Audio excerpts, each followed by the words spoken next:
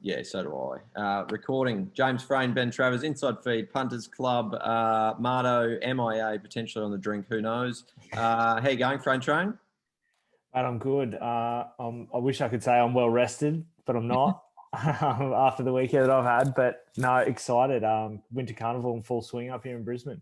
It is socialite James Frayne, Bucks party on the weekend, wedding the weekend before. What's on this weekend, mate? You're not Oh, I might go out to the 10,000, have a look. gala dinner. No. Yeah, how track, have you been? backside, trackside, really good, really good. We are red. I did leave the Caxton at about Oh yeah. 4 a.m. Sunday morning, which was Fuck, that's a good stint. probably beyond curfew, maybe at 3:45, something like that. So yeah, that was a good hit out, but a very aptly tipped 1 to 12 by you. Yeah, Last and week. the halftime full time. Yeah, correct. You did get that as well. Fuck, I didn't even remember that, but that paid quite Yeah. handsomely as well. And they get no rest. So those blokes were blind drunk until probably Thursday, Yeah. or today's Thursday. We're recording this. No, I think they were back on the training paddock Wednesday, and now they're over in Dunedin to take on the Highlanders tomorrow night. Fuck yeah. Geez, they're good value. I know they're nursing a hangover, but I reckon they're still good value at $4. They are resting. So Harry Wilson's out with his, he got concussed. McWright's on the bench. Tate McDermott's not playing. Geordie Patea's out for 6 weeks or more. So they've got a few question marks, but still a cracking side. Don't get me wrong. So yeah, we'll see how we go. But I think that's 5 o'clock for just afternoon beers on a Friday. How good watching the Reds, and then the Broncos are on. So it's a pretty good fucking Friday. Maybe a bit of golf beforehand. Everyone's a winner. Racing last week, Frano. My best bet was fucking Lord Belvedere, and Mark Zara decided to high five people on the outside fence. Probably still wouldn't have won, but he had it 3 deep the whole fucking trip. God bless him. So it did nothing. Wisdom of water. I was cashing my check at the 200. I thought, how good is this? This thing is just saddled up to him, and he's going to kick clear. And then it fucking died. And of all the horses in the world, Baller, who we backed every single start last prep, just waltzes up the inside and said thanks. I actually wrote on our website that I would have a saver on it, and I didn't physically do it because I'm a fucking idiot. So that just breaks your heart. Anyways, such is life.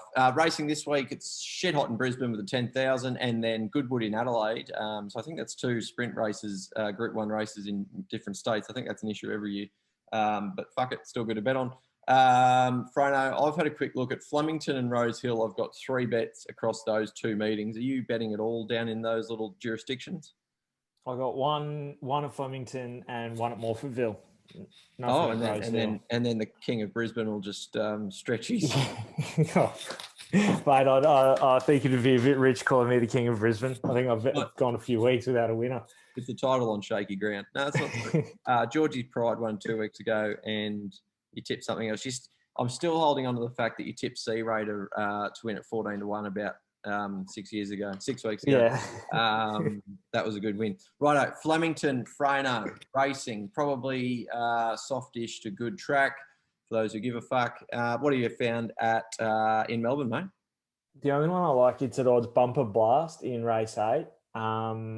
Track, distance, all that sort of stuff are big ticks. It gets down in weight. Ran well at that sprint race at Warrnambool Carnival, and I just think it could be primed to at least run into the placing at $3.30. So race 8, Flemington. Would you fucking believe the only one I've really got at Flemington on Saturday comes up in race 8, which is our norm. So that's just for something different. Yeah, race 8, number 11, Michael Walker on board at $10. I'm also at $10. I'm on the top weight, Reykjavik. Yeah. Race 8. If it wins, that's a foot through the TV job for me. I've also backed that horse plenty of times. We'll get you some soft socks to put on your feet. Race 8, number 1, Reykjavik. Loves Flemington, loves 1400. 2 kilo claiming apprentice on, who I think can actually ride. So I am keen on it each way at about $10. Race 8, number 1, Flemington. The only other one in Melbourne that I would entertain having a wager on and I'll probably be out and about Saturday, so I won't be sitting there watching racing in my jocks, is race 5, number 8, Plaquette. I reckon it might peak third up, but I'll only probably be having the one bet at Flemington, and we're head-to-head, Reykjavik versus Bumper Blast. Rose Hill, I couldn't find a thing, but all I'm doing is I am putting a horse which is probably going to be a superstar in all my all-ups. So race 6, number 7, Lost and Running. It's $1.50, so I'm not fucking breaking any news here, but I'm just going to put it in a few all-ups, including my $100 play for the weekend, just to add a bit of sauce on the top.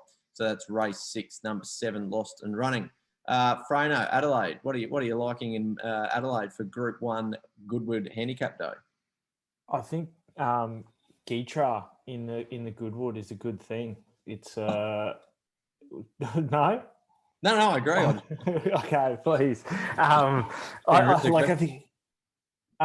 think it's the best horse in the race. Like, it's a legit Everest place getter, and like, there's some, like, don't get me wrong, the next 3 or so in the market are all decent horses, but at $3.50 or whatever you can get now, I think like, you'd take that every day of the week. I thought you were going to back dollar again, dollar for dollar again. No, fuck dollar. No, it's cost me a fair few dollar for dollars. Literally. Anyway, Geetra just gets the run of the race there. Barrier, yeah, it does.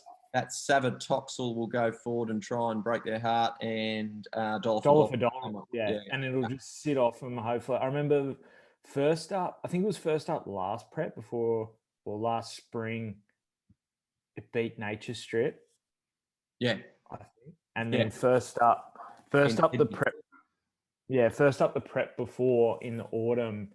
I think that was the race where they just backed it, and it didn't win by all that much, but it's got a pretty fucking good first up record. So yeah, I can't believe the price. It's like $3.50. Yeah. It won't jump that. It's got to be shorter than that, surely. I agree. I wasn't actually going to put it as a tip because I thought you'd back dollar for dollar, and I didn't want to go against you. I'm going race 4, Adelaide Best of the Day, Brooklyn Hustle. So Brooklyn Hustle, race 4, number 4, barrier 4, Jamie Carr. Fair dinkum.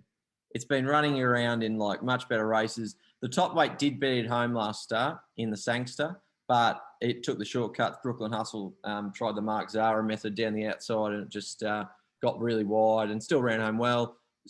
Probably should have won the Oakley Plate, Brooklyn Hustle. It was fucking like another 20 metres and it wins. Really keen. Race 4, number 4, better the day in Adelaide, Brooklyn Hustle. And then I'm going to race 7 at Morphettville. One at lovely odds. Race 7, Morphettville, number 10, Hustler War. If this was 1,800 or 2,000 metres, I'd make it the best of the day. But 1,600, it'll need the speed on because it'll go back. Thought its run last start was outstanding, and I think it's really up to this class. Third up, 1 from 1. As I said, he'll go back, so he'll need a bit of speed on and the right sort of run in the race. 3 deep cover would be great. But race 7, number 10 at $18, Hustler War. Pretty keen on that frame. Just letting you know, I think he's a fucking good horse. I think it's a very good horse. That's good. All right, odds. The wizard from Hendra, James Frayne. What have you found at Doomben for 10,000 day, Frano? If you're trackside, you're going to have to find some fucking winners. Oh, no. Otherwise, I'll be going home with my tail between my legs. I think what do you reckon will be about a soft 6 or something by race day? Yeah, soft 6, soft 5? Pretty dry today. Yeah, I reckon they'll get soft 5, soft 6, yeah. I think one of the best bets comes up in race 2, top weight Cuba. Recent form, not all that good, but I just think the speed map, it'll lead, it'll dictate. It's got Nash Wheeler on board, decent sort of soft stats and decent third up stats. So I think that's a good bet. Like, Reloaded, biggest non-winner you've ever come across. It'll probably win now. And the favorite Fabric racing in its third state in 3 starts. So I don't know. Sydney form's been pretty good. Yeah, I tell you what, the Reloaded fans just breathed a sigh of relief that you laid it. I agree. It's going to get a fucking easy lead. I looked at it and I was like, no, I won't make it just because of the recent 2 runs. I mean, it was only 3 lengths off Rocket Clock last start at 50-1. So the market wasn't expecting it to do much. And then before that, it was down at Caulfield running around against Mr. Quickie and officially did fuck all again. But this is just the right race for it for sure. Rhino, Cuba. Yeah. 4 wins on soft tracks. Jay Frayne. What else have you found, mate? Mate, race 4, number 1, Hangman. Are we together? Yeah. We got one together there. It's been a while. Yeah, it has. Nice to see you. It'll land hopefully in the first half of the field from the barrier. It's proven at the trip, and it's got Zaki form, which everyone would have seen what it did last week in the Hollandale. Absolutely tore him a new one. And if the track doesn't get too wet, I think it's once again a really good bet at 350. Some of the other horses in it as well, like some of the other horses haven't won for a while. I think it's good going. Mate, I agree. I think that field you can pretty much chop from So You Win down, just chop all them off. So there's 6 in the race because they're all going no good. The Candyman is one of my favourites, but fuck me, I could almost beat it at home at the moment. He'll probably win after I say that. Warning hasn't won a race since maybe 2001. I just think Hangman's a fucking great bet. G-Boss, I know it's got 59.5, but fair dinkum, it should be winning by panels. Yeah, I really like it. It'll really keen. G-Boss on board. What else you got in Brisbane, mate? Each way bet in the next race 5. There's been a stack of betting movement in this race, but I actually reckon that See You in Spring, the one from Melbourne, I think it's raced in Melbourne and Adelaide. I reckon with the way there'll be a few that'll go forward, but it just might be a little bit quicker than these out of the gates, judging by its other couple of runs. The one that's had a heap of money gets back, and it's got barrier 1, so at the 1,200 might get sort of smothered back there. I think Giannis is the favourite, ran against some good ones in the autumn, including behind the Golden Slipper winner. But I don't know, $7.50, $2.60. I think it's a good bet. Frano, you are going to back the truck up this weekend. Oh, geez. Are you on that as well? No, I like it. I wasn't sure whether it would lead or not. I think there'll be a lot of speed, but I think it's a good horse. Also, for NBA fans, it's Giannis, not Giannis. Giannis, no? There you go. Giannis. Showing why, Greek, bit of Greek for you. Greek. And then, I think you got to have a bet in the 10,000. I think rude not to. I think it's it was $2.15 when I last looked, but it's now $1.90, Eduardo. Anyway, that's at Sportsbet. I don't know what it is on the others. Play up will give you better. Yeah, I think I think if you can get over $2 for Eduardo, that's good going. If you wanted to look at maybe something that's a little bit over the odds that maybe could run a place that's decent value, I don't know. I was thinking maybe like Kingswood Dream to run a place at big odds because it's a bit of a head scratcher. He set it for this race, hasn't he? Yeah, it's coming up here. They've targeted it. It's not really a sprinter, but apparently it's flying first up. So, he's pretty good at what he does. Old Chris Wallace. So that's kind of got me thinking it won't. It's landed with a good barrier. It won't have enough speed to keep up with them. But so long as it's not giving them 8 or so lengths at the top of the straight, could easily run a drum at the sort of $8, which is probably the only thing that got me interested in anything outside this race, outside the favourite. Yeah, I agree. Eduardo, it's just an absolute, surely it just wins based on form. I reckon here's the trifecta, Frano, and I'm going to have this. Eduardo, Splintex, Vega 1. 1, 2, 3. Yeah. There we go. The rest can go fuck themselves. If Trekking wins, I'll be through the TV as well. Because last week or 2 weeks ago, if anyone backed Trekking, it's as if he fucking just it was like if he was a balloon, he just got pricked at like the 100. He was going to win, like he was bolting, and then ran fifth. Bit of wisdom of water, a bit of the same thing that happened to it at the 200. There you go. I agree. Eduardo, easy. Splintex, Vega 1, 1, 2, 3. There we go. Is that all for you in Brisbane? Or you got? The only one, like I don't know if it's even worth tipping it, but like it ran so well last start, Mousy in the next race. Like whether it will improve its position from the map because it's landed in barrier 5 and it gets back and it's Doomben, it's 1200 but like fuck, if I don't back it, it'll probably get a gap and yeah, so I'll be backing that each way. It'll be going in the quaddie. That's fair enough. I actually didn't mind top weight in that one from an awkward draw. It need a great ride, Fiesta. I thought it was really. Yeah. I mean, it carries a bit more, like 4.5 more than a couple of the for most of the field, but it's a pretty quality horse. But that's all good. Righto, so Fiesta for me in the 8th and Mousy for Frano. Frano, while you've been talking, I just wrote down my $100 strategy for the weekend. It's just going to be a straight out all up, which none of these, one of them saluted. I'm going Eduardo, whatever it's called, Lost and Running, Gitra and Hangman, which will pay $3 it'll be about 35, 40 to 1. It's a good bet. That is a good bet. That's what I'm having. Righto. Is no more racing? Are we done? No, that's it for me. That's it. I thought you might have found something on a Friday night or something like that. Rugby League, Magic Round, Frame. They've officially put on 8 of the worst games, I think, maybe of all time for Magic Round. So there's nothing to get excited about. Broncos play Manly. Manly was so good in the second half against the Warriors last week that I'm very worried about the Broncos' fortunes this week. But there's a lot of, like, the Raiders have been going awful. They're paying $1.15. South lost by 50 last week. I know Adam Reynolds comes back. They're $1.31. The Roosters have got 1,000 injuries. They're $1.28. The Storm have no Munster, Grant and Pappenhausen. They're $1.18. Like, I just don't think there's any value in the league this weekend at all. Yeah, fuck. It is pretty tough, isn't it? Like, if you had a multi, no doubt one of those will fucking break your heart. New Zealand Warriors always play well in Suncorp. 310. I don't know what's the line. I fucking hate Parramatta, so that might be an omen bet. But yeah, I just couldn't get excited about the Magic Round at all.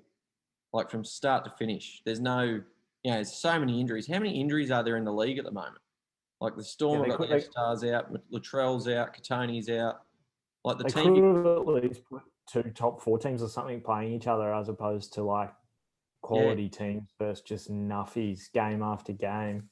It's probably clever because they can only fill Suncorp so much, but save the good games for the single individual rounds. But anyways, so there's a multi up on our website for this weekend of rugby league action, but not overly excited, to be fair. What I am excited about, Frano, is Super Rugby this weekend with the Trans-Tasman AU kicking off. Reds play Friday night.